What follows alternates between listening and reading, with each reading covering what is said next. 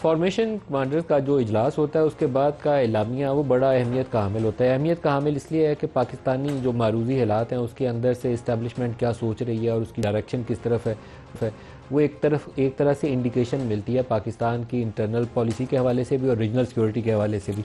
तो आज जो फॉर्मेशन कमांडर्स का इजलास था उसमें बाकी तो इशूज़ आए, टेररिज्म के हवाले से, अफगानिस्तान से जो स्पिल ओवर है दहशत गर्दी का उसका भी तज़किरा हुआ, कश्मीर के अंदर जो ह्यूमन राइट्स वायलेशन है मकबूजा वादी के अंदर उसका भी तज़किरा हुआ। लेकिन जो असल फोकस था वो तहरीक इंसाफ के धरने और वहाँ होने वाली सूरत हाल और उसके बाद जो 26 नवंबर के वाक़यात थे उसके बाद जो सोशल मीडिया के ऊपर कैंपेन थी उसका फोकस था उनके एलामिया के अंदर। जो एलामिया के बड़े बड़े नुकात हैं अगर मैं आपको बताऊं तो फोरम का फ़ौज की दारुल हुकूमत में तैनाती के ख़िलाफ़ किए जाने वाले बदनीयती पर मबनी प्रोपेगंडे पर तशवीश का इजहार। फ़ौज को इमारतों की सिक्योरिटी पर लगाया गया था। पहली लाइन के अंदर पुलिस होती है, फिर पैरामिलिट्री फोर्सेज जिसमें रेंजर्स थी, और फ़ौज का काम थर्ड लाइन पे आता है जिसमें अहम इमारत जिसमें पार्लिमान है, सुप्रीम कोर्ट है या आपके डिप्लोमेटिक एनक्लेव है उसकी हिफाजत के ऊपर उनकी तैनाती की जाती है। पहले से तैयार करदा प्रोपेगंडा बाद सियासी अनासर के अज़ाइम के तसलसल की अक्कासी करता है। सियासी और माली मफाद की खातिर जाली खबरें फैलाने वालों को कुटहरे में लाना वक्त की ज़रूरत है। ये अब बड़ी एक पावरफुल स्टेटमेंट है, पंच लाइन कहना चाहिए।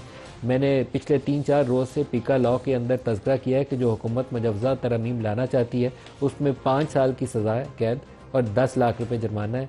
वो VPN का जो इस्तेमाल है उसके ऊपर भी उसको ममनुआ आइटम के तौर पर शुमार किया जाएगा और उसके ऊपर भी सज़ाएँ तजवीज़ की गई हैं।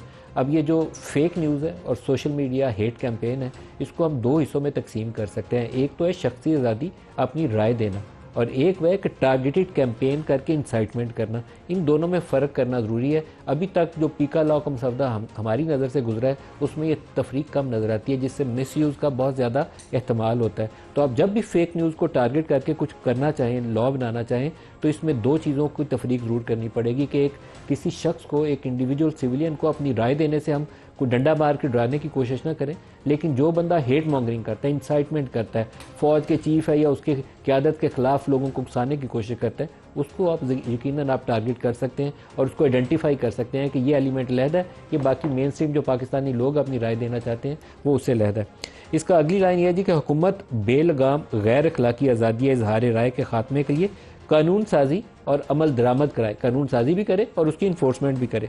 ज़ाती मफादात के लिए मासूम शहरियों को एक दूसरे के खिलाफ खड़ा करना नाकाबिले बर्दाश्त है। प्रोपेगंडा बाज़ सियासी अनासर के मज़मूम अज़ाइम के तसलसल की अक्कासी करता है।